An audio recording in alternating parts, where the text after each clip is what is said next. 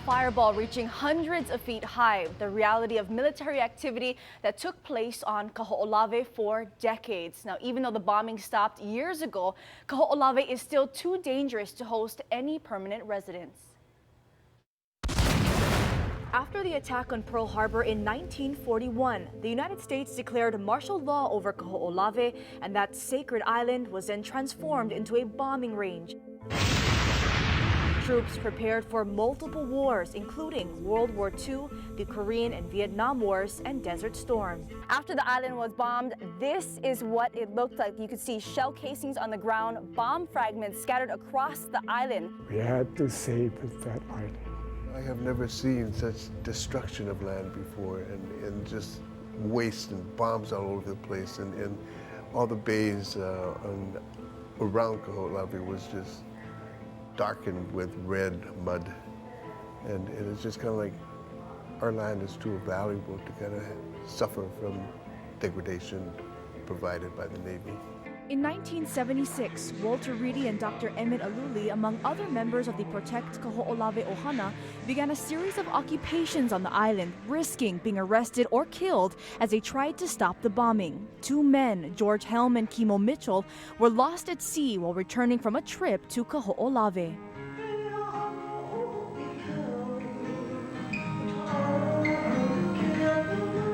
It was not only the cries for help from the Hawaiian people that drove them back to the island, but the cries from the land and kupuna as well.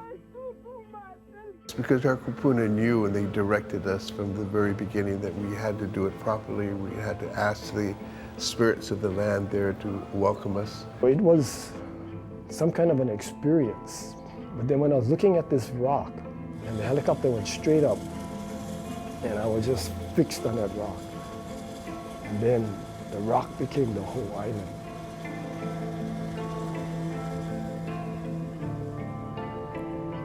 I kind of lost it. I mean, I couldn't remember too much, but I knew the island was going to die. It changed my whole life on that day. The Protect 𝗦𝗨𝗦𝗖𝗥𝗕𝗦 Ohana rallied with the community. They did everything they could to have their voices heard. Some traveled to Washington, D.C. to meet with the president, while hundreds of others wrote to local politicians and met with the local media. Meanwhile, Walter Reedy and Richard Sawyer would stay on the island for the longest occupation, 35 days. We had to eat coconuts on the beach and pound eels with the rock to kill the eels and eat eels, and we even had to start eating baby goats and stuff just to survive. Platoons of military personnel were sent out to search for the two, each time finding no sign of them. Richard and I had to duck for cover. I mean, we ducked into a crevice. Our wives would keep telling them, they're on the island, they're on the island. And our senators gave the okay that, okay, all clear, start bombing. So we could have been blown up. The Protect 𝗦𝗨𝗦𝗖𝗥𝗕𝗦 Ohana sued the Navy and won. A few years later, the bombing was ordered to stop, and 𝗦𝗨𝗦𝗖𝗥𝗕𝗦 was returned back to the state. Our story was about Aloha Aina. So Aloha Aina defeated the United States military.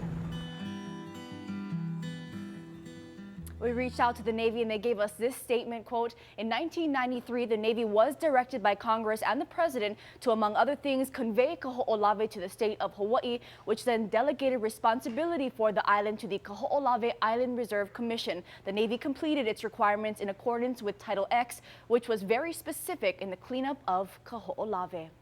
Tomorrow, we'll take a look at Sailor's Hat, the giant crater that was left behind by the bombing. Some say it's a lasting symbol of the abuse inflicted on the island, but we'll tell you how it was now become home to some special creatures on 𝗦𝗨𝗦𝗖𝗥𝗕𝗦 as the island continues to heal. It was very emotional. A lot of the interviews we did, you saw some crying.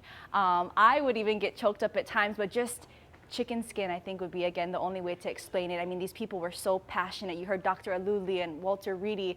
And just, I had to ask them, what drove them to the island? I mean, you could have been bombed. Each time they got arrested, had to go to Halawa, to prison, and they kept going back. And they said the island was calling them, and they were just going to do what they were going to do. Yeah, and we all knew about the damage that was done, but to see the munitions right there on the ground still all these years after, were you surprised by what you saw? Oh, I was shocked. So there's about 25% of the island that still isn't even cleared. And they noted that everything that fell in the ocean hasn't even been touched. Wow. So, and even areas that were cleared to about 4 feet with the erosion, that could now be down to 1 foot or a foot, you know? So it's still hazardous, but just these volunteers, it's amazing to see their passion for the island, and despite all those hazards, they still want to go and help it.